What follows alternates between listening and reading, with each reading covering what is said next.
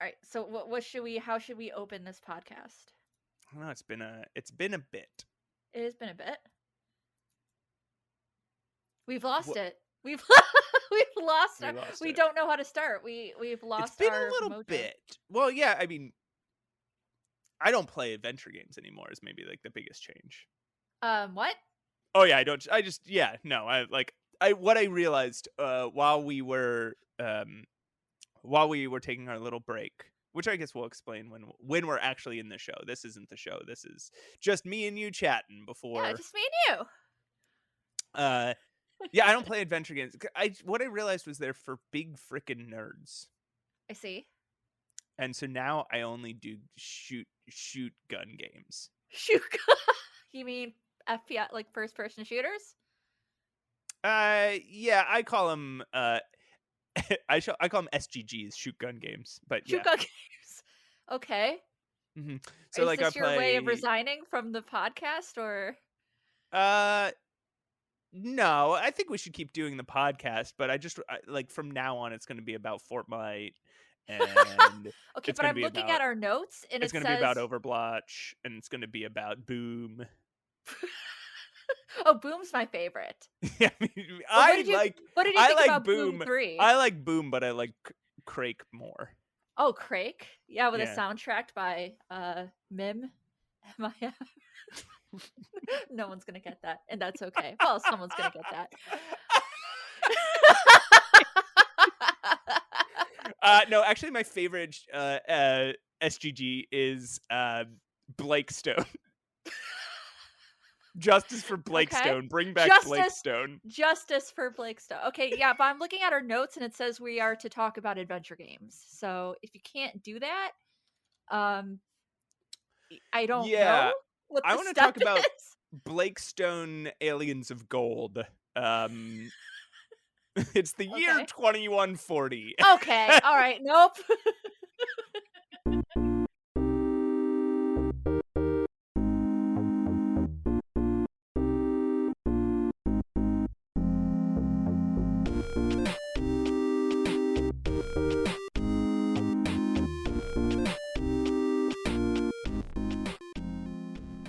Hey everybody, and welcome back to Save Your Game.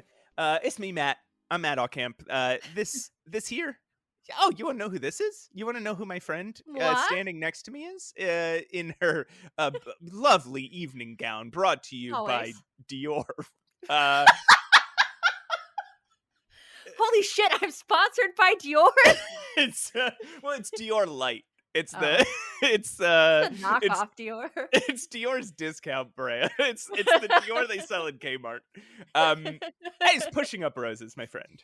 Hey everyone, how is it going? Hi Matt. I've missed you, Matt. I missed you too. We were dying for a second. I know, my God. Like both of us. Yeah, so everybody, here's the thing. Both of us had a medical emergency. Both of us had a drama emergency. Like, we just both were just like, fuck! We can't, like, just... Both of us, like, our lives collapsed just real short, right? Like, everything's fine for both of us. There were just, like, little chaotic moments. Oh, in fact... Roses, do you... This might be surprising. Do you want to play, you know what song I need, right? Yes. I don't have it on the thing, but I am going to be playing the Teeth Update.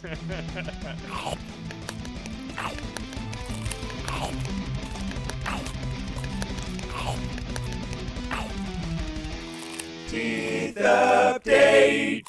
Okay, it's a Teeth Update. Roses, do you have anything to say in this Teeth Update? It seems weird that we just suddenly have a Teeth Update. Well, my teeth still feel bad, but I have no answers. But what about you, Matt? Do you have? I have a teeth update. I have a teeth update. I got all my 4. Look, I've had 4 dark passengers for the past 15 years. 4 little buddies who've been doing nothing but causing me pain in my little mouth, and I've been afraid to get them out. And they're called my wisdom teeth, and they are gone. They've been pulverized, ripped Nice. from my gums, and thrown in the trash can. Damn, I wish you had kept them. I think I teeth are know. so cool. I was anxious. I didn't want to. Aw. I forgot to ask, but now I have 4 holes in my mouth. Yeah, I tried to get you to show them to me, but it was a bad picture, and then you called me a freak. I did? I'm like, can I see your stitches? And you're like, haha, you freak. I was on so many no, I wasn't even on painkillers. I was just Oh God. fucked up with laying in bed too long. Yeah. They only gave me like naproxen. I wasn't fucked up. Yeah. Naproxen's not the strongest painkiller for anything surgical. It's kind of like a Tylenol, but yeah, it's stronger, but like it's definitely not as strong as like hydrocodone or like holy morphine. shit. So when I ran out of naproxen, right, they were like, you can take ibuprofen. Yeah. And they were like, you can take 600 milligrams, and then you just have to, then you take it every 6 hours. You can take 800 milligrams if it still hurts, and that's every 8 hours. And I looked at the bottle, and the bottle of ibuprofen says take 1 and maybe 2 if on your first dose. Oh, I know. It's taking fucking 4 times. Yeah, you can.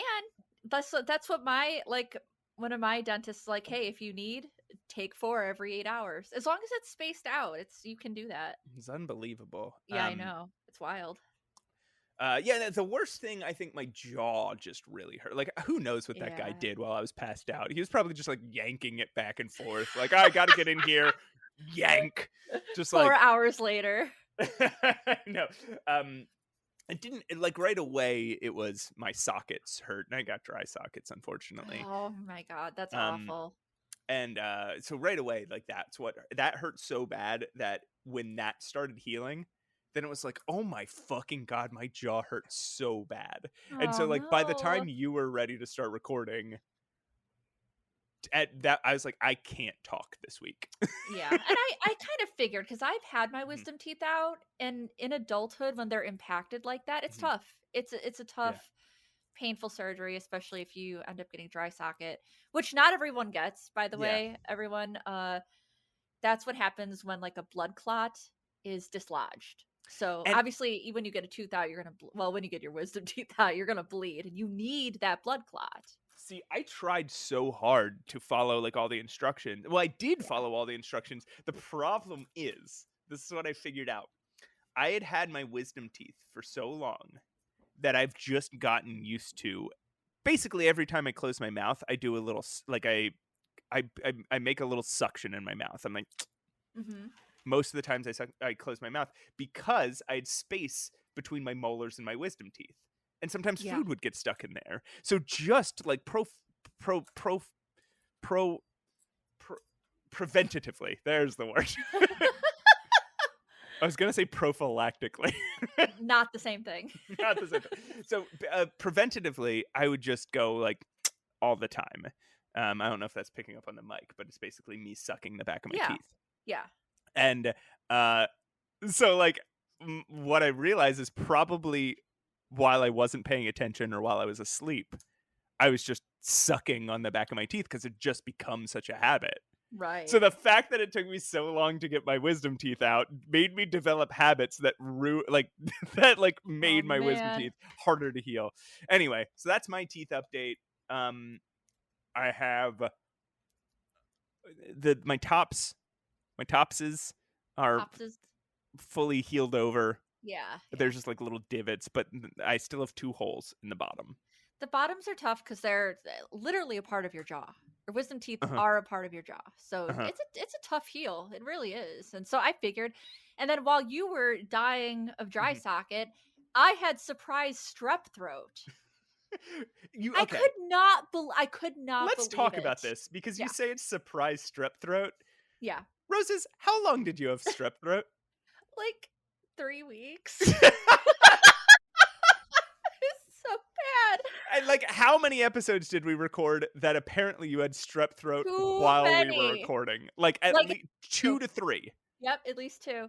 because I thought, okay, listen, I didn't realize that since COVID, strep throat doesn't present like it used to, especially in adults. It does not present like strep throat.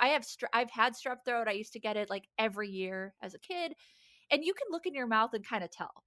And then the other giveaway is like you have problems eating. It's hard to swallow. It's very painful, and it was. But Hmm. I looked in my throat. I'm like, oh, it's a little red. It's a little raw. It is really painful. But maybe I don't know. Maybe I talked too much, or I don't know what I don't know what I thought Yeah. happened there. So I finally went to the doctor, and even he was like, he looked in my throat. He's like, I don't know. I don't know if you have it, but I already treated 3 cases today. So we're gonna Yeah. give you a test. And I had it. I had strep, and it was wild. I was very surprised Oh that it was man. strep. He's Didn't just look like this. anything like it. Hey, this is, you know what? This is Strep Town. This is Strep Town. So let me just scrape that throat. Oh, so gross. Ah. Um, yeah. But yeah, I Uh, got on antibiotics and felt better immediately. yeah. They work really fast. Modern medicine. Modern medicine, folks. And we won't talk about our drama, but we are both, we're recovered. We're Yeah, back to health. we're recovered. In that time, did you happen to play any games? I well, here's the thing. Here's the thing. Uh my mental health took a dip Yeah, over the yeah, yeah, last yeah, couple weeks.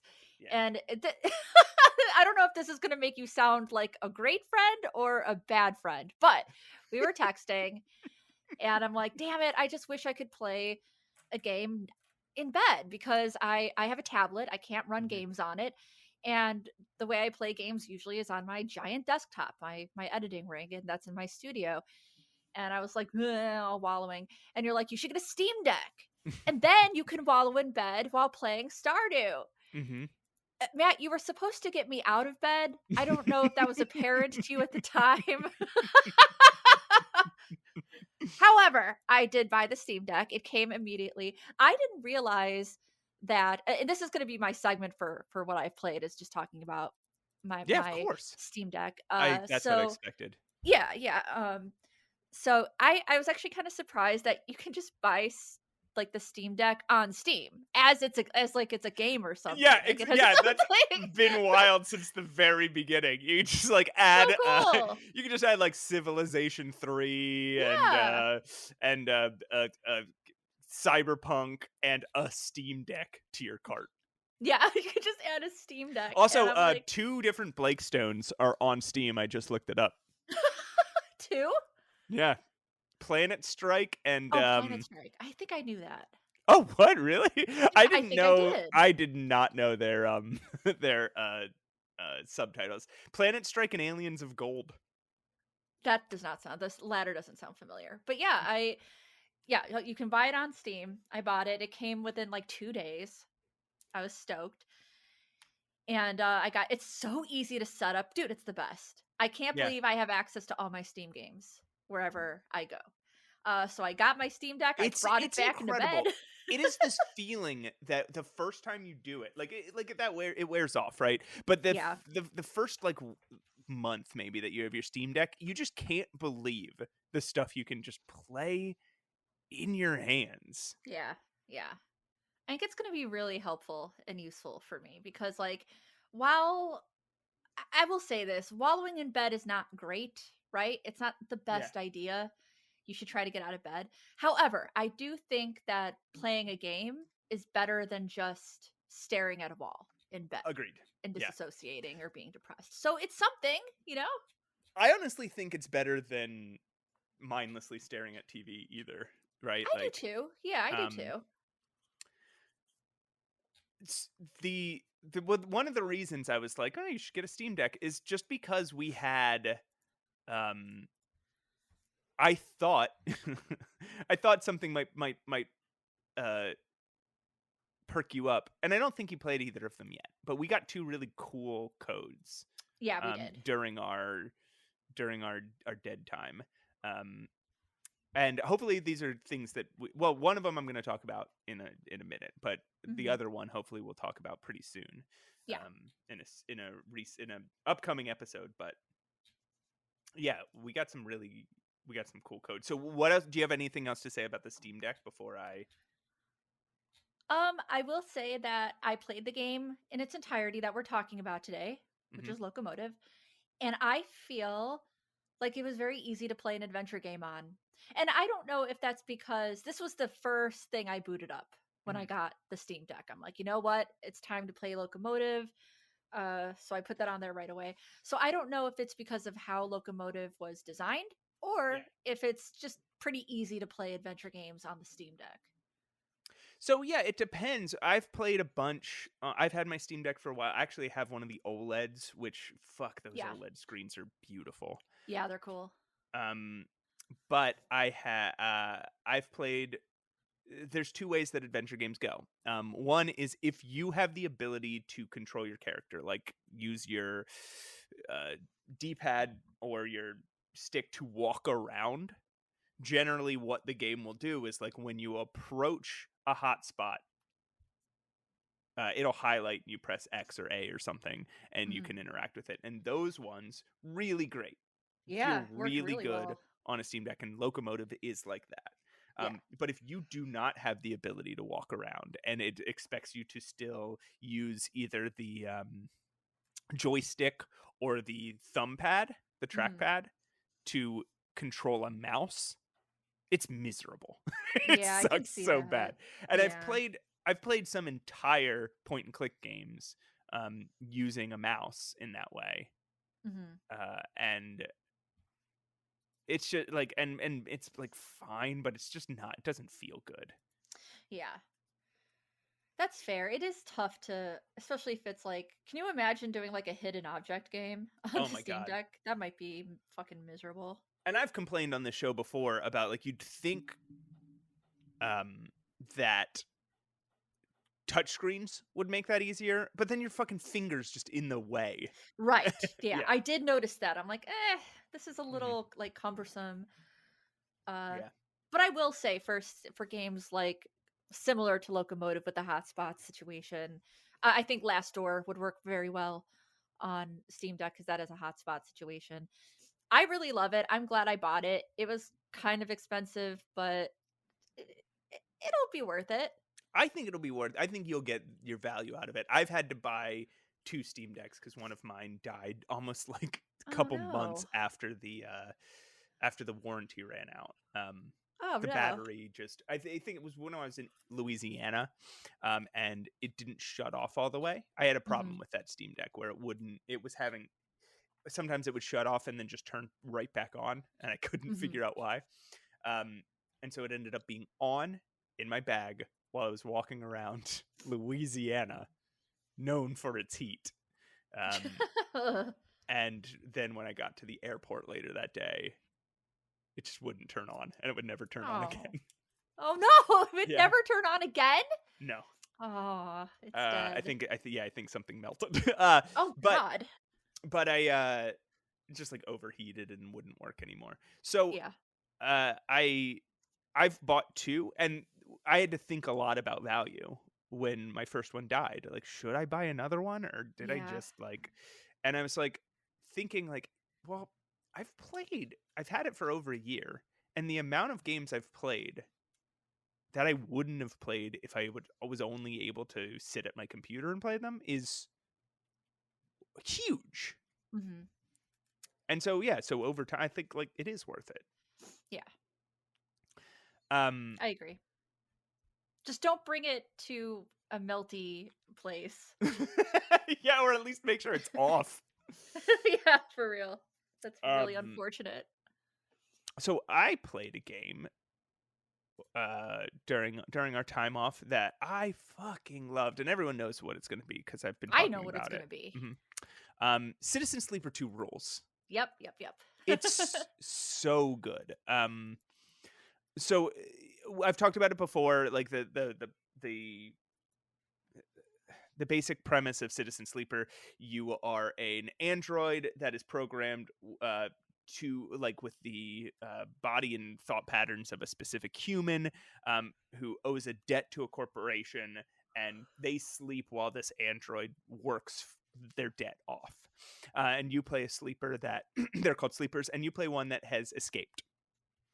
And the basic premise is that you're trying to survive out in this space world, Mhm. while like a space world that's kind of hostile to you because Mhm. you're a fugitive, um, and it's sort of like a hyper capitalist society. So trying to survive and trying to make the money to survive and find the resources to survive is really hard. Mhm. Citizen Sleeper does away with something. Citizen Sleeper 2 does away with some things that Citizen Sleeper 1 has. For example, in Citizen Sleeper 1, this see if you can catch the metaphor here. Um, you are your body is always, because you are the property of a corporation, you are programmed with planned obsolescence. So your body is constantly decaying, and it becomes harder to even perform actions in the world as your body decays. And so you need to keep buying very expensive medicine to make your body work. Mhm. They do away with that in Citizen Sleeper 2. Okay. And Um, did you like this change? yeah, I felt less desperate the entire time. Okay, that's fair. Um, and when you feel desperate in Citizen Sleeper 1, it is purposeful, right? It is Yeah. part of the point that they're trying to make. Um, but like Citizen Sleeper 1, the game is all, and in this game you're building a crew, you're going on missions rather than being stuck on one space station. You get to explore several space stations, and so the things that you have to save money for fuel and supplies. The missions can be really stressful because you can only keep 5 days of supplies in your ship, and you go out on missions, uh, and you kind of have to complete them in 5 days, Mhm. because if you run out of supplies, you start starving. Um, the other thing, and your dice start breaking. And then, so instead of having 5 dice to apply to actions per day, now you have 4, now you have Mhm. 3, now you have 2. So it becomes, when things get more desperate to you, it also becomes harder to achieve anything, which is, again, see if you can catch the metaphor there. Right, right. And they add a really they add a concept called stress, Oh god. which is very stressful. Which Yeah. is, if you fail while on a mission, you gain stress.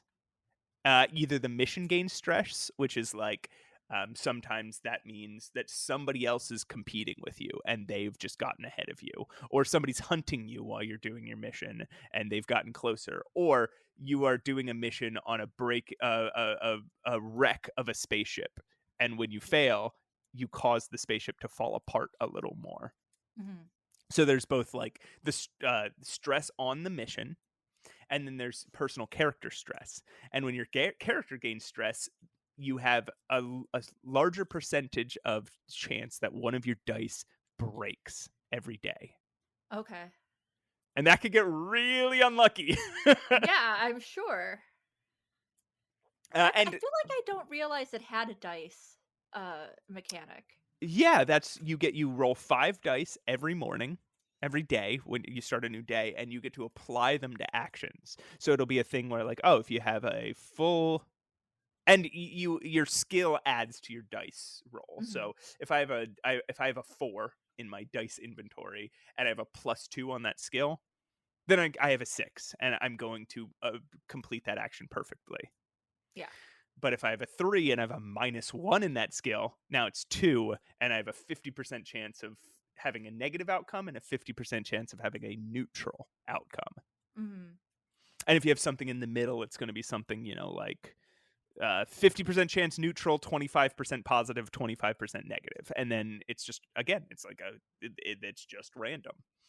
I feel like that would stress me out so hard because that was one of the things in disco that I found kind of stressful, but also Hmm. fun at the same time. It was very fun, but also just that chance factor was like, ah, Yeah. And it's, I mean, like, that's what makes the game addictive too, is you just want to see what your dice rolls are every day. And then when you get bad ones, you want to see what tomorrow brings, and if you get yeah, good ones, you want to go do your actions. yeah. Right? So it's a really addictive loop. And again, just like Citizen Sleeper 1, the point of the game is really uplifting, and really it is, if you think about it this way, like the solution to the problems of capitalism is community, which is something I truly, truly believe in. And that's what both games are about. As you make sacrifices to help people and to make friends and to build communities and to help communities, they end up coming back to help you tenfold. And Right. so your body's breaking down. You have to make money for food. You have to get money to make your body stable. You have to make money to not get killed by an assassin that's hunting you. You have to do all, like, you are in a desperate situation. But Right. even when you're in that situation, you gave 100 credits to somebody who needed to rebuild their ship and was in a tight spot. And then suddenly that person is now appears and saves you from a fate. And Right. they're now your best friend, Oh, and now you it's like two are in King's it Quest, together. right? It's like King's Quest. It's like you help the mouse, and then the mouse helps you. Yeah, I get it. Yeah, it's Totally get it. exactly like King's Quest. Citizen Sleeper 2 is like King's Quest 5. It's a really, like Disco Elysium, just very well written, a lot of dialogue, and very well written, and about socioeconomic problems broken into game mechanics and story beats that make them digestible. Yeah, And even if you do not want to sit there and interpret the politics of it, like if you're not good at literary interpretation, or you just don't like it, you're still going to absorb the messages passively. sure. Right, Yeah, like you get who the bad guys and the good guys were in Disco Elysium, and you get exactly. the broader messages, even if you don't understand the intricacies of the difference between neoliberalism and socialism, right? Right. And same with Citizen Sleeper, right? Even if you don't catch the capitalism metaphor, you do get this sense of like, I made friends, and these friends are helping me through a tough time, Right. and Right. kindness is a superpower. It's just again, just really uplifting, especially in a time where, in order to survive in America, we will need to build community. Yeah. Yeah. So that's Citizen Sleeper 2. It's really Nice. good. I don't know if you want to leave this in or cut this out, but you have a code for it sitting in our inbox. I always have a code for I would something. highly suggest checking it out. Yeah, It's that's probably the next game I'll play on my Steam Deck. okay. Before we talk about what we're talking about in this episode, I want to mention two things to our listeners, and it's two release dates that popped up. Woo! First of all, so these are two games that we've talked about a lot. Let me make sure I have them right.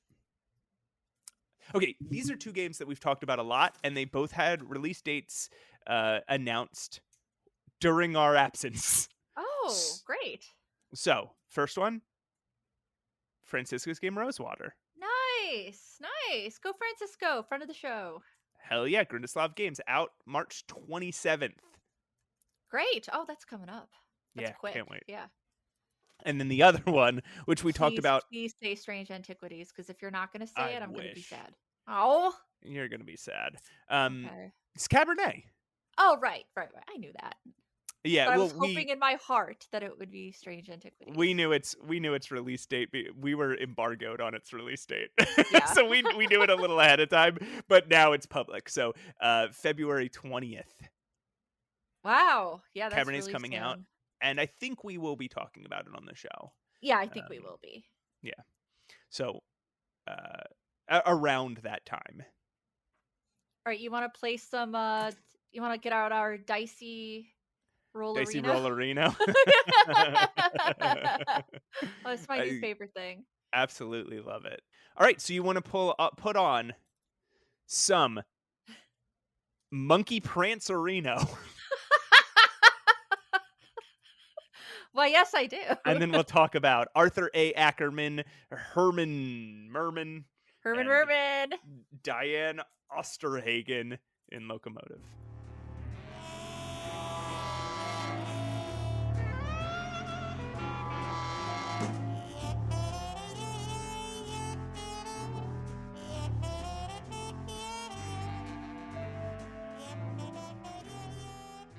Hey everyone, welcome back to Save Your Game. I am Pushing Up Roses. This is my co-host, Matt Aucamp. Hey, Hey, what's up? hey. How's your break? Good. I peed and got water, so I've undone my progress. We got to get it back, you know? I mean, what But is yeah, life besides besides undoing your peeing and drinking. Yeah. besides undoing your progress? You sleep just to get tired again. I You pee know. just to drink again. Terrible. Fucking awful.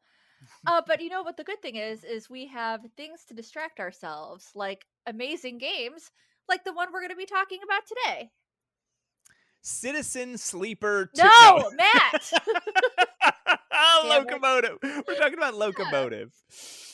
Yeah, it was the first game, like I said, that I put on my Steam, or not, I already had it on there, but it's the first game I played on my Steam Deck. Mhm. And I really loved it. Yeah. I had already put it on my best of list because I had played through some of it, and I just recently had a chance to finish it, and it remains high up there. It's a very good game. Do you feel like having played now the whole thing? We both were really hype on it even before we played the whole thing because we really, we felt really strongly about its beginning. Hmm. Do you still feel that it is your number 3 game of 2024 now that you've played through the whole thing? Yes. Okay. Yep. I don't think I would change it. I don't think I would put it higher. I don't think I would put it lower either. I remain That's where it remains. Yeah. What about you? Would you change Um it? no, I don't think it would crack my top 5. I think it would still be in my I think it would still be in my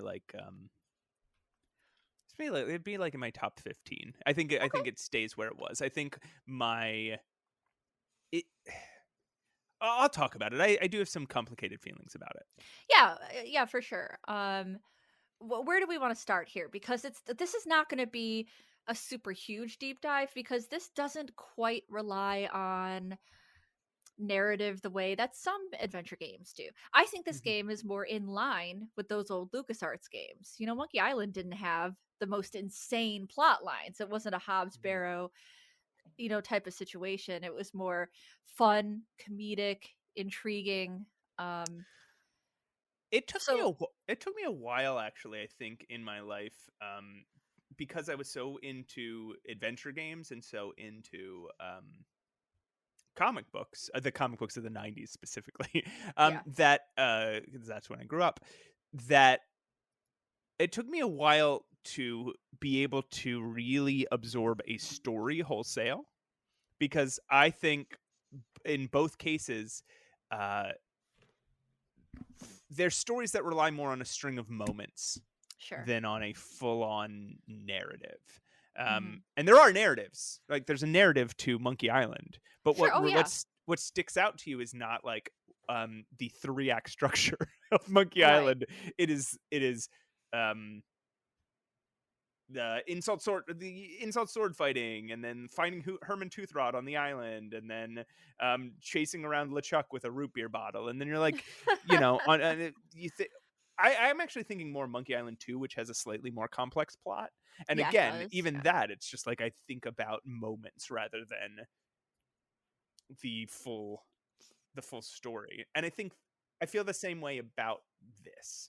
Yeah, I do too. And I think that kind of falls in line with whodunits because when you're presented a whodunit structure, you kind of already know what that structure is a Mm. lot of the time in murder mystery, which is fine. I don't need to be surprised by a new structure in murder mystery. But that being said, these kind of things rely more on moments and character situations and dialogue. So like I could tell you the plot of Loco Motive in like a sentence, right? I mean it's in the trailer. Somebody Yeah. gets murdered and your character or characters get involved in it somehow and you need to figure out who did it. Right. Um and it's not, and then when I say you need to figure out who did it, what I really mean is you need to just play the game. This is not a Lorabo situation where No. you are just expected to know. It's not like that. It's way more Mm, merciful than that. No one's gonna Um ask. Yeah, there's no point in the game where somebody asks you to solve the murder. Correct, yeah. Which I was happy about. I'm just like, what is it gonna do? I didn't solve it until fairly late in the game. Sure. When the game basically gives it to you is when I Yeah. got it. Yeah. Yeah. It's not really a game that I mean, you can be thinking about who the murderer is, but again, it's more reliant on the journey, the moments that you have, the beautiful settings. I thought the puzzles were great. I have a lot of good things to say about So Loco Motive. what were some moments that stood out to you then? So I loved the first I I guess the first act was basically a prologue. I loved the prologue and the first act with the character Arthur Ackerman. Yes. It was so I don't know, it was just so fun to revisit kind of this train closed circle whodunit situation. The characters, even though obviously this is a modern game, it really had that fun factor for me that Monkey Island had. It had that fun factor. Like these characters are well voice acted. It's beautiful. Oh my god, when Great, I saw some of these incredible animations. voice acting. Yeah. And you're right that it's beautiful, and it's got this, like, the fact that it all takes place on a train and the top of the train is rolling along, and you can see the wheels rolling below you, Mhm. and you can see the uh skyline passing above you Mhm. at all times is it gives it such an atmos like a consistent, interesting atmosphere Yeah. that you don't always get in like a point and click game. Yeah. That's true.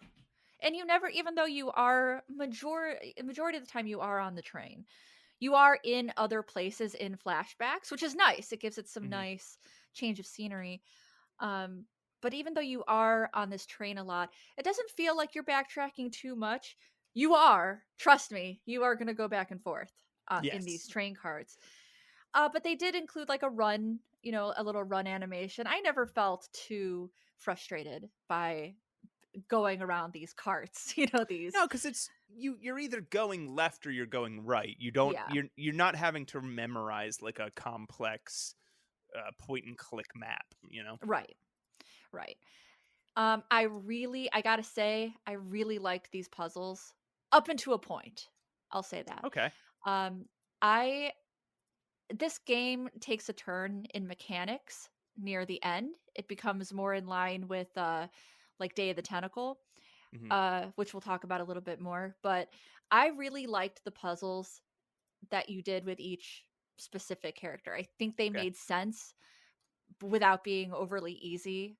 It was rare that I got stuck. I think I texted you. I'm like, I got stuck in the stupidest way. I just didn't scroll my inventory and forgot I had a cup that I Well, needed. there's only like two times in the game where you have enough inventory to need to scroll. Yeah, yeah. And usually that's not a problem with me, but for whatever reason, Mm. I just didn't. So I did like the puzzles. I thought they were fair, with exception of a couple. There's some big exceptions in my Yes. opinion. Yeah, same. It almost kind of falls almost directly in line with some of the LucasArts games if you kind of reflect on the structure of the Yeah. story and the way the puzzles work in the end.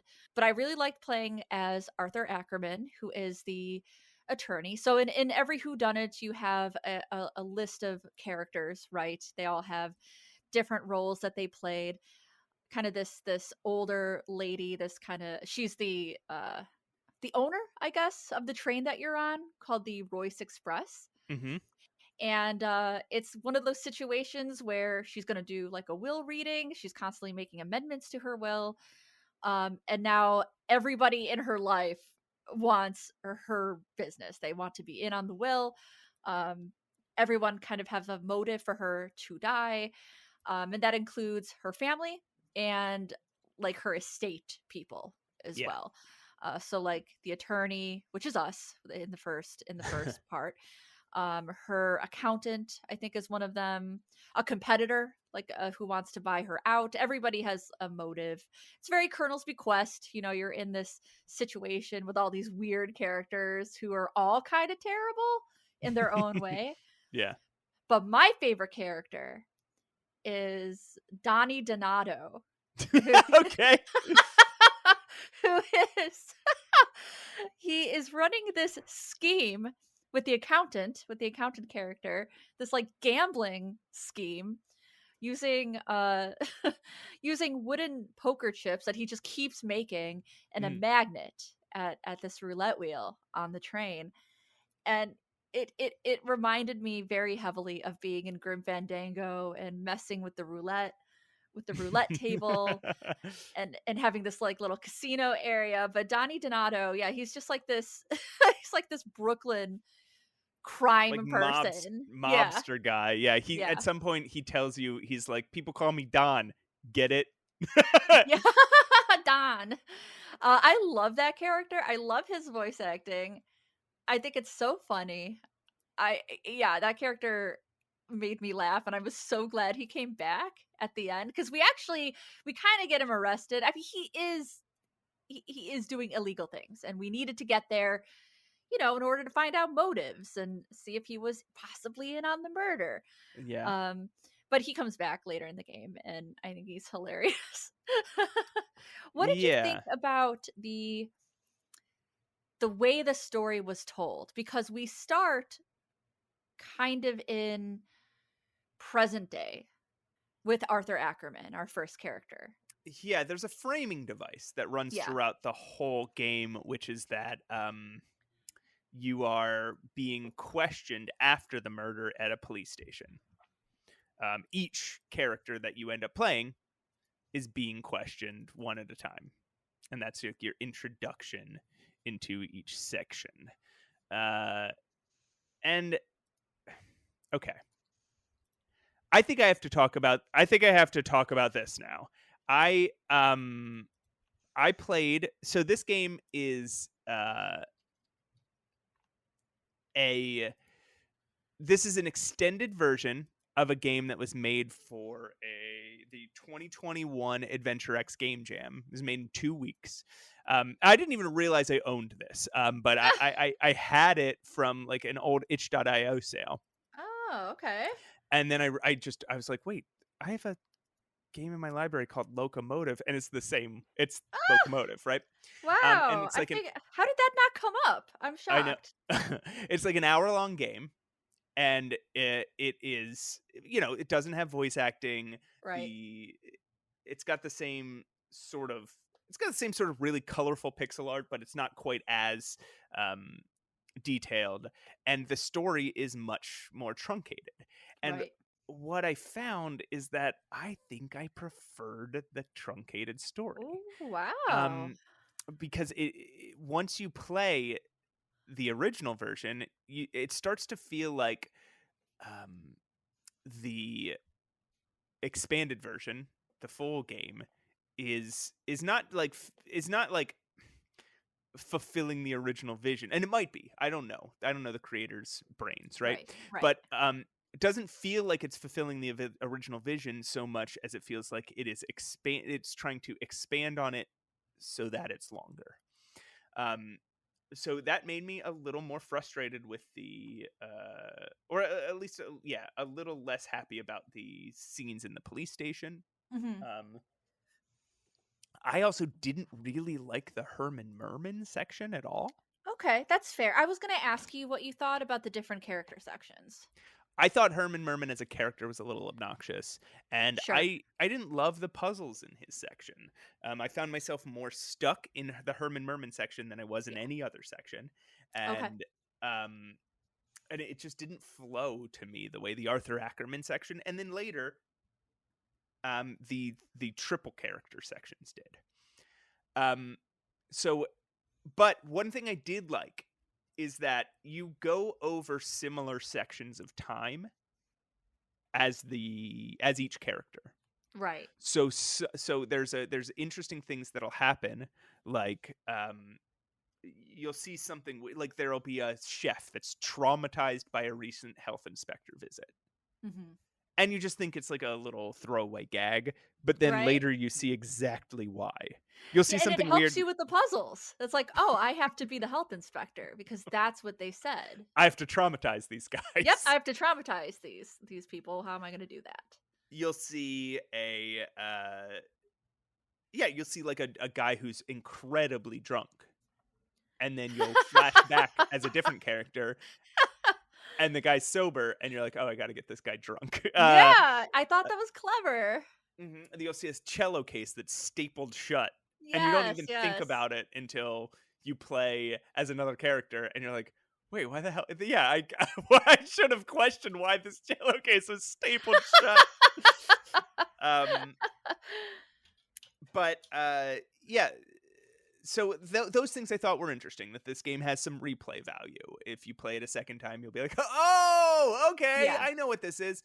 Um, but I do think the game was a little stretched out in places.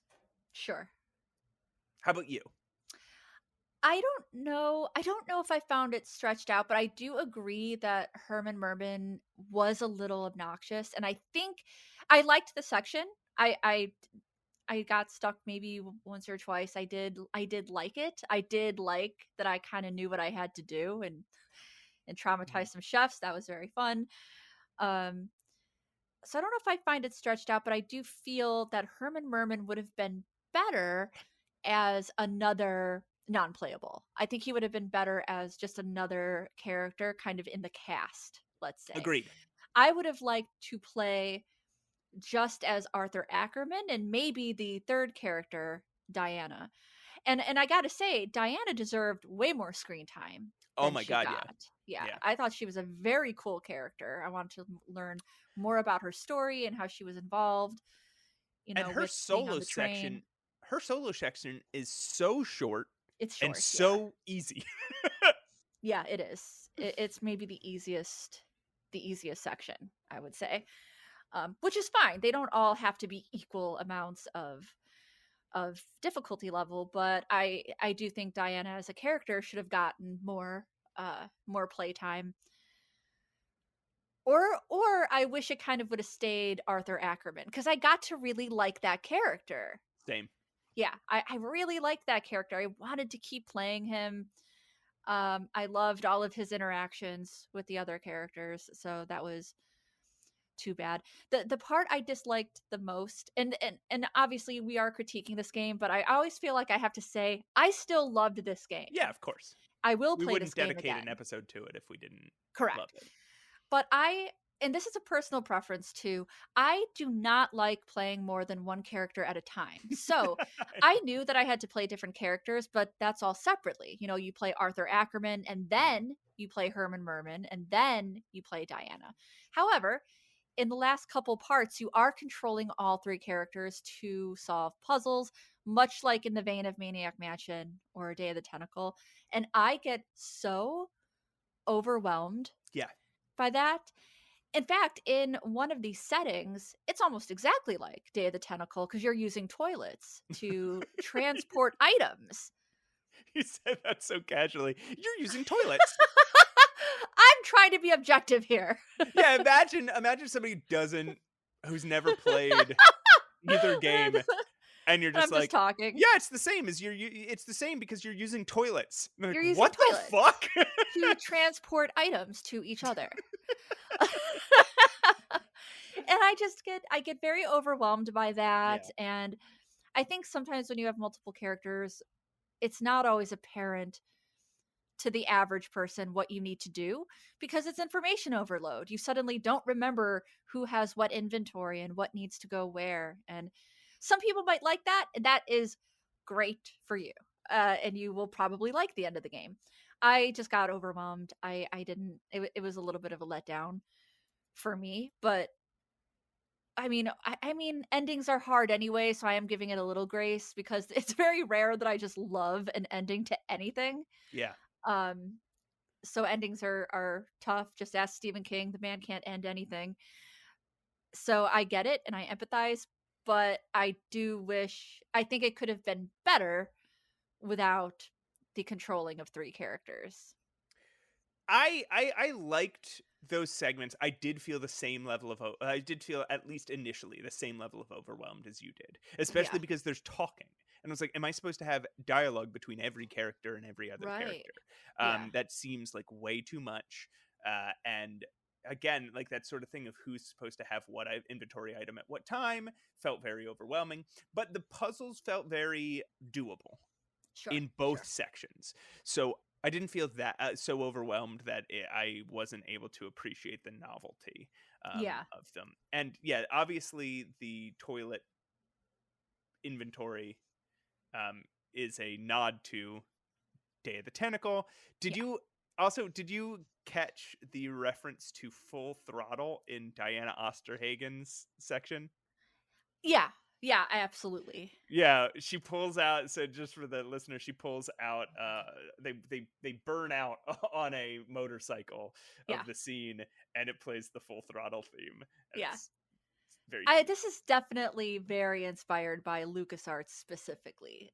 Like I said, it's the Yeah, toilets, the motorcycle, the yeah. Hmm. casino. I think I equate that. Oh, even And there's a handshake puzzle that of course reminds me of Monkey Island oh puzzles yeah, of rhyming insults and little games like that. So yeah, very heavily inspired. even some of the theme music, like the background music, Yes. reminded me a lot of Monkey Island too. Same. Yep. Um, so Absolutely.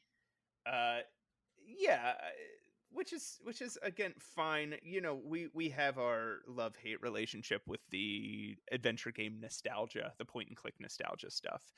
Yeah. But in this specific instance, I think it was fine.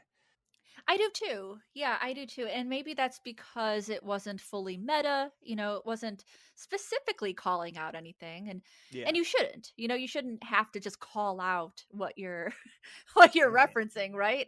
If you are inspired by something, it should show. Or if you're trying to express something, you shouldn't have to say it, all the time. So, I liked it too. It didn't break fourth walls like that. So I was happy with it. And I think because it's displaying a lot of the same levels of skill as some of Yeah. those early LucasArts games, and so there's a lot of times maybe it feels maybe one of the things that feels frustrating, and this is just kind of uh, catalyzing in my mind at this moment. Maybe one of the things that feels frustrating about so many point and click games referencing LucasArts games is like, man, you're nowhere near that level. Yeah, I know. I hear stop, it. stop pretending like you are being Monkey Island because you are not there. And Loco Motive really does have a high, like, is the quality is really high. Yeah. I was gonna say, like, they're there for me. Like, Uh-huh. they're better quality than LucasArts. But that, of course, that's because LucasArts doesn't make games anymore. We're comparing modern to, retro technology, so it's a little it's not the most fair, but I would say they did a good job um taking Mhm. those inspirations and implementing them. So I want to talk about a couple things. First, I want to ask: when did you know who the killer was? I had an inkling prior to figuring it out, Okay. just when I saw the killer working with their, we'll call them accomplices a lot, Hmm. and it just felt weird. I'm just like, why? What? Why? And just by deduction too, I think you can talk to all these characters and get a good sense of who they Yeah. are. I think I solved it the moment they appear in the scene where it's them, but before it's revealed. I think Okay. Hmm. them being there, it was like, oh, they are probably the killer, and then Yeah. I didn't recognize that it was one person working without accomplices Right. um, Right. until a little bit later, uh, Yeah. and They were then they were using people, they that not to their knowledge. didn't know, yeah. Yeah. So also, we both alluded to one puzzle that was particularly unfair. Like there were some frustrating puzzles. I think probably Yeah. both of us felt frustrated by some puzzles, but there's one puzzle I felt that was truly unfair. I don't know if me and you have the same one, but do you want to do a 3, 2, 1 same time? I don't know if did I say I had one? Because I thought. now, Oh, okay. You don't. well, mine is really the toilet stuff. I hated it. Oh, okay. All right. I actually So hated those puzzles. you don't feel like there was one puzzle that was just uh Um, frustratingly unfair. Frustratingly unfair. There was a Frustratingly couple puzzles unfair. I find that were unfair, right? Like there's some Could you things that like name one that's like just kind of unfair to you so I know where you're okay, going? so like this is not reminiscent of the one that I found unfair. But there's one where you have to make a knife slippery. and you have hand cream and butter, right? Yeah. And you can put butter on the knife. You Yep. can't put hand cream on the knife. And once you put the butter on the knife, specifically, if you try to put hand cream on the knife, he's like, no. Right. Also, Yeah. if you use the knife on the butter rather than butter on the knife, he says no too. Yeah. Which I did think that was kind of so weird. Yeah. you have to mix that. This is a spoiler, but you need this spoiler.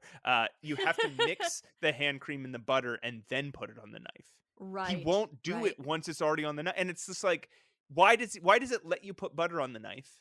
Right. And then not let you put hand cream? It just didn't make any sense. It was just Yeah. like, you I have felt a like that very was and just there's not thought through. They should, because like that seems like such an easily fixable there's like there's so thing. much in that where it's there's Mhm. so much in the game where it's like, okay, if you use item A on item B, he has no idea what you're talking about. But if you Right. use item Right. B on item A, he does it, and it's like, it's the same thing. Yeah. Which is very frustrating. I'm trying to think, what section is yours going It's to in be the from? Herman Merman section, Okay. and what it is it is a sort of, I guess you could call it a pixel hunt. I see. Okay. All right. Why Okay. don't you go ahead and tell me? Is it the Okay, so mouse? we're Is not it the going to be mice able to. stuff? No, we're not going to be able to Okay. do a 3-2. I thought you had one, and I was wondering if we had the same one, but No, mine were no. the toilets. Okay. So I was about to blurt toilets. No, it's the smudge puzzle. The You can't. smudge puzzle. There's a scene where you need to figure out a hand gesture. Oh, that in the somebody's cult? making. Oh, I figured that one out. But I didn't even know. You can't see a smudge on the painting. But it's there. He If says there's a smudge. if you click, you can't click on the painting. You can't. The painting is not a hotspot. Just the smudge, which is a like 3 pixel by 3 pixel hotspot. True. Oh my god, Roses! It's because you played on the Steam Deck, Yeah. and so you had a hotspot. You had a hotspot. Yeah. I didn't. Oh no. Oh no. Because you need to find it with the mouse. Mm-hmm. And so there's no smudge on the painting, right? Like you can't visibly see it. Right. And you can't click on the painting. You can't have him like look at painting and he's like, "Oh, what a nice painting. There's a little smudge over by the hand though." Right? Like that doesn't happen. You just have to click this tiny little dot on the painting. Yeah. That you don't have, and there's no reason you should know it's there. It's just a horrible, horrible puzzle. Wow. It's worse than your general.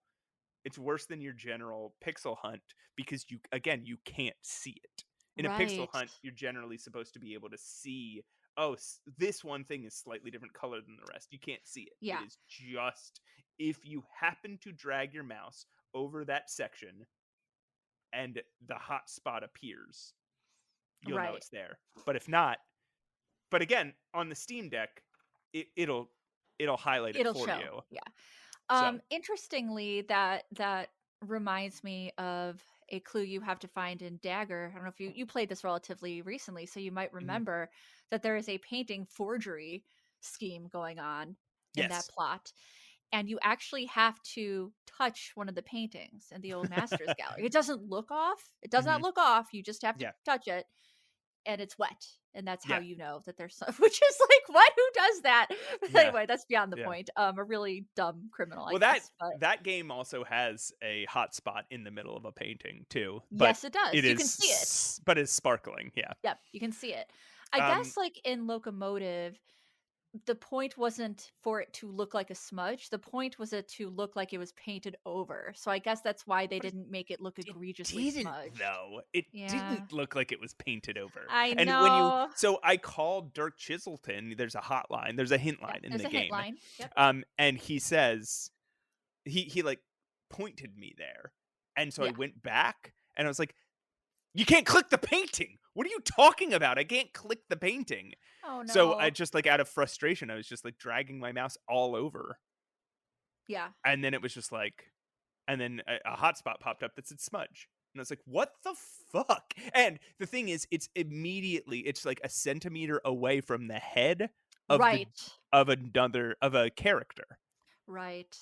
See, So I mean, I that's hard feel to like notice too. Yeah. had I not walked over to that character, I would have not even seen the hotspot because you Yeah. can actually talk to that character from different points on the screen. You And don't you can have to walk be in close to him. front, right? And you can walk in Yeah. front of the table at any point. You don't have to walk Yeah. behind the table. And again, the painting itself isn't a hotspot, Right. which It's is how just that as much. puzzle should have been, right? There should Yeah. have been whole painting should have been there should have been a look at like feature for the painting, and then he would say, "Oh, this looks like a great painting, although the hands look a little weird," or whatever, right? Yeah. Yeah. Um, Agreed.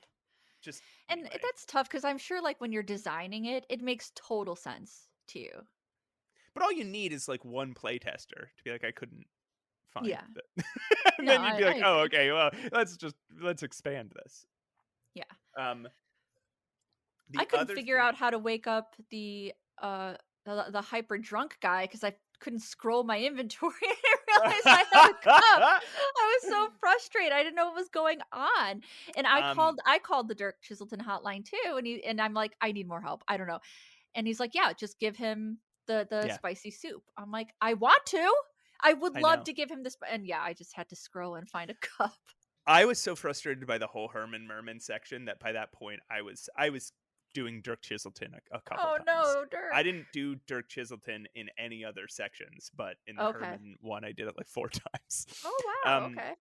so here's another thing. The last thing I want to talk about is I do want to talk a little bit about the original, the Game Yeah. Jam version, because there's some big differences. Um, First of all, um, there's a different killer. Oh, I did not know. I might have to play the Game Jam version. You only play Arthur Ackerman. The Yeah. killer is a different person. Some of the characters, okay, like the sister with the hearing horn Yeah. is not a character in the Oh. game, but the puzzle where you have to steal a hearing horn from a lady to make a cocktail in it and use a recorker, Mhm. like that is in there, but she's Okay. just deaf woman in the game, Okay. and has no connection to any other characters. Uh, Obviously, I think this is probably obvious. Diana Osterhagen is not in the game at all. There's Right. another character who is well, she might be. There's a character who is the daughter of somebody else, like a Yeah. daughter-in-law, I think, who gives you. She actually is the one who tells you the handbag story that clues you to why you should give the briefcase to the twins. Yeah. Um, she might be named Diana Osterhagen, but she's just like a passenger on the train. Okay. Also, in the Game Jam game, it gives you a setting. Apparently, this all takes place in 1939 in Switzerland. It does? Yeah. It does? Yeah. I'm confused. Maybe you can help me. Someone help me with this. Okay. When I found what's her name? Oh god. The woman who gets killed, what's her name? Um, Untervald. Lady Untervald, Untervald. There we go. Lady Untervald. Lady Untervald. I found her like birth certificate for a puzzle, and I swear the year said 38. I think it's at 1838. Really? I don't know. We'd have to look at it, but I Yeah. remember thinking that her birth certificate said an 1800s Okay. date. Okay. That's fair. Either one of us could be wrong here. Like, it wasn't something that I paid such close attention to. But Yeah. even in the wiki, like Loco Motive takes place in the 1930s. Okay. But Okay. Well, then I must have read it wrong. But in the Game Jam version, it specifically says Switzerland 1939. Okay. In the full version, Arthur Ackerman says there's a joke, an optional joke, that's a line of dialogue where Arthur Ackerman's like, the story takes place where all good mysteries take place, in Mhm.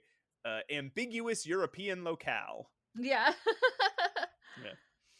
Um, but yeah, I'm trying to think. There's that the scene, the last scene on the train, the classic LucasArts boss fight Yeah. scene, is almost fully in the original too, Oh, okay. which was surprising to me.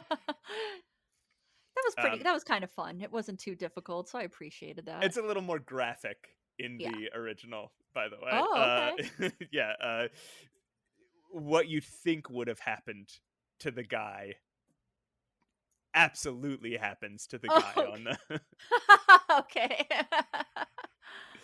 um but yeah, what else do you have? Oh, and then the scene where Arthur whips off his belt and then knocks Yeah. the gun out of a bad guy's hand Yeah. is just as random in the original as it is in the full game. Yeah. It's still, there's nothing that indicates that Arthur is a belt A belt whipper. whipper. There's that you don't have any control over it. It's the weirdest moment where it's just like, why the fuck did that just happen? Yeah, no, I found that train section, kind of that action section, a little strange. But like again, overall, this was so fun.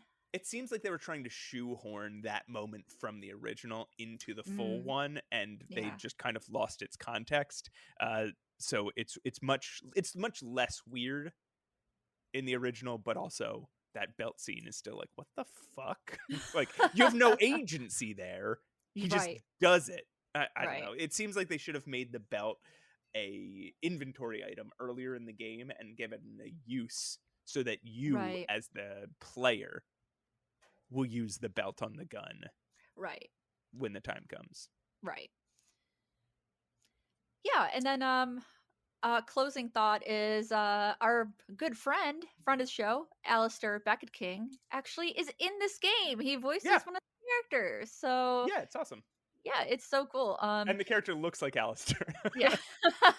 It's so great. I love there's like a little secret society in this game. And it's so cute. It slightly reminds me, it's a little Discworld-esque, right? It's got kind of this goofy meaning to it and motivation. But It's a group that started with a very specific purpose, but then got so lost in how much, like, fell so in love with the theme of their group that they're yeah. that everything about their group just became about the theme. And that's such a funny idea. It is funny. Speaking of like funny, would you call this game a humorous, funny? Did you laugh at this game? Because it is goofy. Let's put that out there. It's meant to be lighthearted and kind of goofy. I think I can't remember a scene where I laughed, but I'm pretty sure I have a vague memory of having a couple small out loud chuckles, but then there was a lot of that sort of like you think back on it and you're like, oh, that was funny. Like, Yeah. for example, that secret society. Yeah. That's such a funny idea. Is like, if me and you formed a little society to, I don't know, whatever,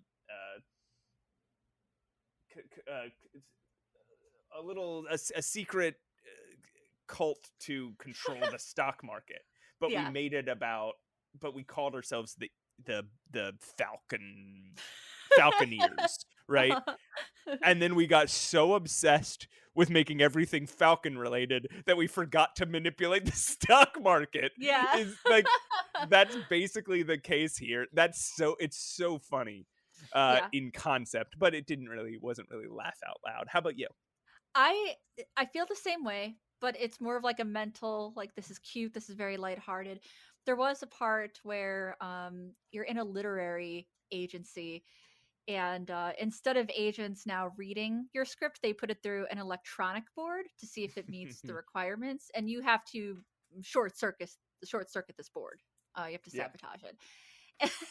And when you do, all it says after is blarg. That made me laugh.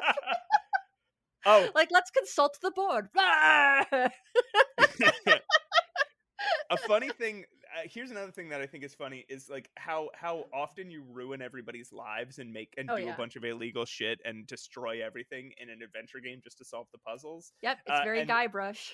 so the idea in this game that you are in a police station having to explain it to some police is also wasn't laugh out loud funny at the time, but is funny in retrospect. It's Yes. just like imagine Guybrush having to ultimately he saved the day, but having to be like, oh, yeah, I stole this and I stole that and Yeah. I drugged this guy and Yep. I almost killed this person. Like it's like that in concept is so funny. Yeah, yeah.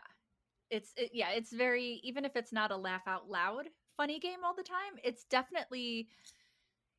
got that humorous feel to it. It is lighthearted. Like this is not a serial killer, like dark adventure game. So that's Loco Motive, everybody. I think it is worth checking out. You know, for my preference, honestly, I think I might enjoy the original a little better. Because it's just more succinct. And you know, not everything that's shorter is more succinct. Right. I could say, Harry Potter is a story about a little wizard boy who beats a bad wizard guy. That's not more succinct, right? That's just abbreviated to the point of worthlessness. But I think that the itch.io Game Jam version is legitimately more succinct. But I think a lot, but it doesn't have that amazing voice acting. It doesn't look as good. It's not, obviously it's not as long or involved. So I think a lot of people might disagree with me. So yeah. And I love the voice acting, and the animations are so special. They're just really good. They're really animated and expressive. And it's one of my favorite parts about the game. So yeah, everybody check it out. Roses. Yes. This is up to you. Okay. Do you want to play Trunky Smellerino? Whoa. Don't look in that trunk. Do you want to play Trunky Smellerino and then do a quick ranking every adventure game ever? Yeah, let's do a quick rank. You want to do maybe 3? Okay, yeah, let's do it. Let's do that. What am I playing? Smelly Trunkerino? Smelly Trunkerino. And wait, before you do, why don't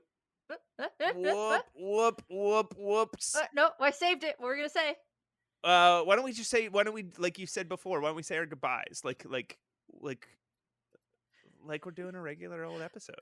Our final goodbyes. No, we are part of the Adventure Game Hotspot Network. Check them out. They have a bunch of cool stuff going on over there. They have some other cool YouTube series and podcasts and reviews on the site. You can check us out on Instagram at Save Your Game Podcast. Yep, that's right. And you can email us, mattandroses@gmail.com. Yeah, please do. We love our Instagram, so I gotta get some art up there of Hanson Swanson. I promised him that I would draw a portrait. Yeah, he's been pissed. He's been banging on the stairs nonstop. I haven't actually let him out. He stopped banging a couple of days ago. Maybe I should. Did you check to see if he was alive or no? Okay, well, I was let's sick. Not find out. I was sick. I was sick. I didn't feed him or check to see if he was alive. All right, Smelly Trunkerino. Smelly Trunkerino.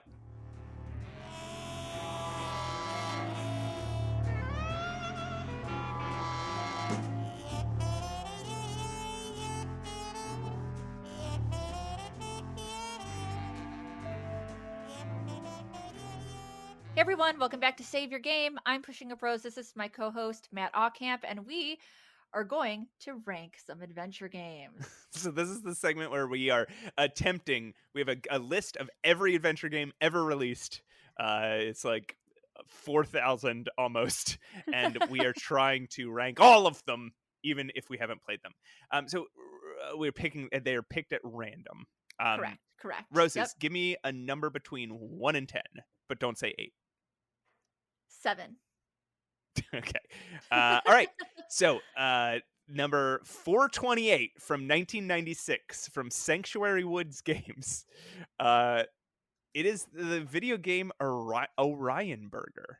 Oh, Orion Burger. Okay. So this game, I have played some of Orion Burger. Whoa, really? Okay. Yes, yes, it's hard to get running. But I have played some of it, and it was a game that I constantly saw on Home of the Underdogs when I Hmm. was younger. I love the screen caps. It looks a little bit Broken Sword esque. It's very 2D cartoony, and it looked awesome. It looked like a really cool space quest. You know what I mean?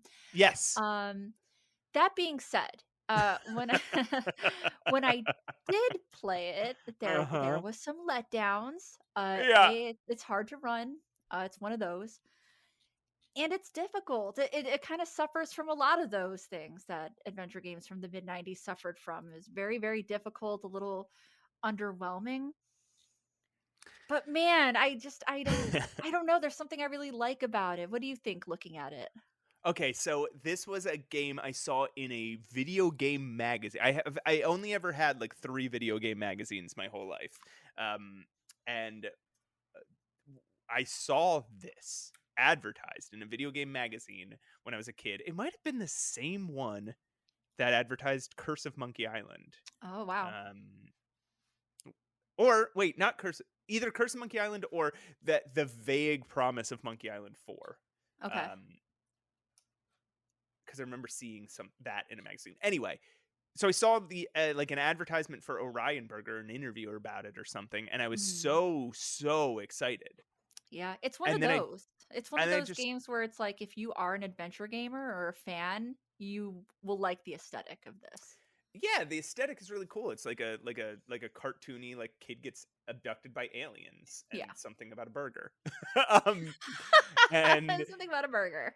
and I was so excited to play it, and I just never saw it come out. It just like, never appeared in my local like video game Okay. stores. Okay. And and it wasn't as easy to follow developments back then, so I just Right. never saw it and never got to play Right. it. But it has a special place in my heart because it appealed to me so strongly back then. Yeah. It So has a place in my heart too, even though I also, don't think it's very good. I've heard that it's not very good. Here's another interesting thing about it, a fun thing. Um, as of December 22nd, 2024, it is now supported by ScumVM. Oh yay, I can play it without it like breaking. Yeah, I Woohoo! remember seeing this a couple days ago and being like, "Oh, interesting." So I would put it. I don't think I'd put it as low as it probably deserves. I think I would put it in the top, like, and this is because we've only ranked 80 games. Right. I would think I'd put it in the top like 30. I would. Yeah. It's still an interestingly good quality game. Hmm. Um and obviously it has that nostalgic factor where we're both Yeah, remembering the excitement of seeing it advertised. So I would put it yeah. in top 30. I might put it like, man. Okay, I guess it can't go here, can it? Um, I I was No, we saying cannot put it above Portal, Matt, even when we were I thinking about it. I was thinking of putting it around Clam Man because it like feels Oh. like a similar sort of like idea, but Yeah. then the one below Clam Man is Amnesia Rebirth, and I guess it would be really insulting to put it above Amnesia, which is a legitimately good game. Well, let's put it below Amnesia then. Okay, so above Wavetail. It's about That's fair. it's about 2 above Midnight Girl, which I think is actually a good place for I think that's a good place. Yeah. it. Okay. Here is Oh, our Ryan Burger. Orion Burger. Here's our next one. 3,237. Mhm. It's a 2024 game. Oh boy. I know. I have not uh, played it. I also have not played it. Uh-oh. It is from Hyperluminal Games Limited. It's Pine Hearts. Pine Hearts. Okay. So I can bring it Okay, up. I Oh, don't it looks know, cute. but this feels like okay. So I've been maybe this article will not be out by the time, this review will not be out by the time this episode comes out, but so I don't want to spoil it, but I've been working on a review for a game that came out last year Mhm. that is similar to like Little Gator Game or A Short Hike, Okay. which are these games where you're just kind of like a cute little guy who has like a very simple task and you run around a cute little funny world. Yeah, I love the Um short hike. where and there's these types of games that have come out since A Short Hike that have this sort of similar feel where it's like Mhm. fun first and not too complicated of a story, and this almost looks like it fits that. And so what I call It does. those, Yeah. what I'm calling these now is playground games. Oh, that's It's like a cute. little playground you can play in, right? Like Yeah. Short Hike is like there is an objective, but mostly you're playing in a little playground. Yeah. And same with little Gator Game. It's just like there's just a Yeah. lot of fun little stuff to do. It's got a lot of good reviews. Um, Yeah, and people are saying it's a wholesome adventure similar to a short hike, Little Gamergate. and Uh, it's got, yeah, it is said to be similar to Little Gator Game, and the game that I am reviewing that I won't say. yeah. Well, that being said, it's But always tempting to put these a little bit further down I'm because they putting it up. are more exploration. Yeah, they're not as You know what I mean? much of an adventure, but I mean, that said, I just put it on my wish list. Okay, well there you go. $20 seems like I don't want our podcast to be about this, but $20 seems a little high for this game. Yeah, maybe. But anyway, so we'll wait till it's on sale. Sorry, Hyperluminal Games. But yeah, I think It's a it's gonna tough go one. I think it's gonna go in the top half for me. I'll put it in the top half, but Because then immediately I'm like, I want to play this now. okay, well that's definitely speaking to its trailer and and everything. So, Yeah. okay, we'll put it above something that you didn't feel that way about, where you looked at something and you were kind of impressed, but you didn't wish list it. Okay. Yeah. So then that goes probably above the. Oh man. Okay. So that's like around the. Okay. So let's. We're looking around the 40s. Okay. Like We Were Here Forever is probably the first game on this list where I'm like, no, I don't think because below that's Will Mhm. of Arthur Flabbington, which I wasn't Okay. like. I was like, it looks fine, but I don't feel a need to play it. Yeah. But below that was Anachronist, which I did play Oh and yeah. was like, yeah, it's pretty good. Yeah. Um, where do you think? So that would be like 37 below the Ben Jordans, above We Were Here Forever and Will Flabbington. I Will would of put it Arthur Flabbington. above Flabbington for sure. Mm-hmm. Um I trust your judgment on this because you were more of a cozy gamer than I am. I wouldn't have even played a short hike if not Okay. if you hadn't told me about Yeah. it. So you have more experience. So I trust your judgment on where With you these want to sort of put it. Yeah. cozy platformers. What Yeah. again? What I'm calling playground game. Let's see if we can get that off the ground. We'll see when my mystery review comes out, if anybody picks up on it. Stop But making fetch happen. Stop trying to make fetch happen. all right. Well, why don't we'll leave it there then. Sometimes I feel like I get more. Um, I get more say on where these end up on the list because I'm looking at the Because list you're looking at the list. But than you however, do. I always say whereabouts it's gonna be. So Yeah, okay, yeah. I don't want to I don't want you to feel left out of the. no, like I knew where Orion Burger should have went Mhm. immediately. So I'm glad I was able to communicate that. Okay, this next game I don't think came out, so I'm just going to delete it. Okay. I'm looking at the developer's website and it just isn't there. Welp. Okay, so this game is this is weird. Okay. we've never seen this very popular company appear on. This company just hasn't appeared on our show even Oh, once. okay. It was released in 2014, and it's by Ubisoft. Okay. Just Dance 2020. All right, it's called Valiant Hearts: The Great War. It is Valiant. a 2D comic book adventure, a story of Oh, 4 crossed destinies and broken love in a world torn apart. What? Okay, I don't this like looks great. Ubisoft. It makes me sound like a capital G gamer, but I do have a real distaste for Ubisoft and Yeah, their like I know. I think most people do. the way that they try to like pump money out of their Yeah. customers and they underserve. I really wanted to play Prince of Persia and the Lost Crown, Uh-huh. but I couldn't bring myself to like make a Ubisoft account and No. like so I No. bought it on Steam and then asked for a refund because I was like I'm just not Yeah. going to. Anyway, Don't even get me started on the Just Dance series and their servers because I will blow a gasket. But this that this said, this looks game, really good. yeah, this looks really good. This is a game that I think we would play. I mean, look at the overwhelmingly positive It's got over 22,000 and reviews. this illustration, it's got this illustration style that's like pen and ink, It's but colored. beautiful. That's really, really nice. Yeah. I can't tell, and it's got like it tries to make itself like a playable comic, which sometimes those kinds of games are really successful, and sometimes they're really not. Yeah. But this looks really good, and it looks legitimately kind of epic and legitimately kind of heartbreaking. Yeah. I I mean, always go back to like if I saw it on Home of the Underdogs, what would I think? And this is one where it's similar to Orion there's Burger. I'd be like, yes. there's just no question that you would pick this up, right? You would Correct. just Yes. immediately.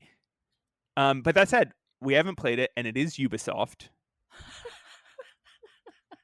So it's at the bottom. No, it's not at the bottom. here's my thought. I want to put it by Orion Burger, but continue with your thought. Okay, all right, that's fair. Here's my thought: is you know what we had this exact same reaction to? What? The game Legend of Hand. Oh yeah, Legend of yeah. We looked at it and we thought, we've never played this game. I don't know that I'm gonna run out and play it. Right.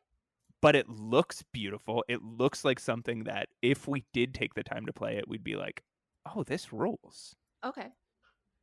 So my thought was if we put it below, my first thought Mm-hmm. was, what if we put it just below Legend of Hand? Only because it's Ubisoft. So Oh, it okay. belongs below Cloak and Just Cloak and Dagger it Games game. knows its place. Yeah, exactly. Until you said that, I was gonna say put it above it because I think graphically it is more impressive. But Yeah. because it's Ubisoft, And I don't think you'd want to put it above Murder, She Wrote. no, I don't want to put anything above Murder She Wrote, but that's just where we are, and it's what we have to do. I think this is going to be one of those ones where we look back and like one day we're going to have played both these games, Yeah. both Orion Burger and Valiant Hearts: The Great War, and we're going to look back and be like, why is Orion Burger 10 points above Valiant Hearts: The Great War? How did Murder She Wrote get up to number 1? When did you put that there? Dude, I think we should have an adventure game party. Okay. Hear me out. Okay. It's only me and you. But that's okay because we'll save time that way because we don't want backseat gamers ruining our stews or whatever. No. So we're gonna have an adventure game party where we play the games that we say we want to on this list that we have. We'll order pizza. We'll get pizzas. All the games we haven't played, but are above number 40. We inexplicably put really high up on our list. Dude, it's gonna be the best. We could stream it. Your guinea pigs can be invited, to this party because they're not Backstreet gamers. What is Backstreet they'll gamers? Just whistle. Hold on. There has to have been a Backstreet Boys game. No. All right. We're looking it up. Backstreet Boys video game. Puzzles in Motion, Backstreet Boys, PC, Mac. Oh no! Um, Is this just an electronic puzzle? Backstreet Boys Save Christmas. This Video has to be game. fake. Oh no, that's fake. That's okay. I was gonna say Backstreet no. Boys. Backstreet Boys Save Christmas is no. Hold on. No, Backstreet Boys I refuse to think that that's real. Save Christmas. Solve a Backstreet Boys mystery. Hold on. I now we have to. I can't possibly move on with my life until I see if Backstreet Boys. It's on Video Game Fanon. So that's Fanon means fan canon. It was released in limited quantities and it's now very rare. Okay. The game received mixed reviews, but has gained a cult following over the years because of its absurd plot. I don't know. It was what originally to going to be believe. an action platformer centered on ancient Japanese mythology, but it failed to gain any interest. Corson Games. I don't know what to believe either. I need to talk. You know what? We got to bring in the big guns. I got to talk to LGR. He has every game ever made. He doesn't really, but he has a lot. I'm going to see if he has any intel on this. I have a feeling that this is a fake wiki. Yeah. But wouldn't that be so cool?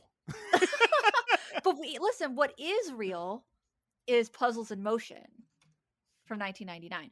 That is just the Backstreet Boys with puzzles, like as in a board game. It's just you do puzzles. You just put puzzles together, but it is real.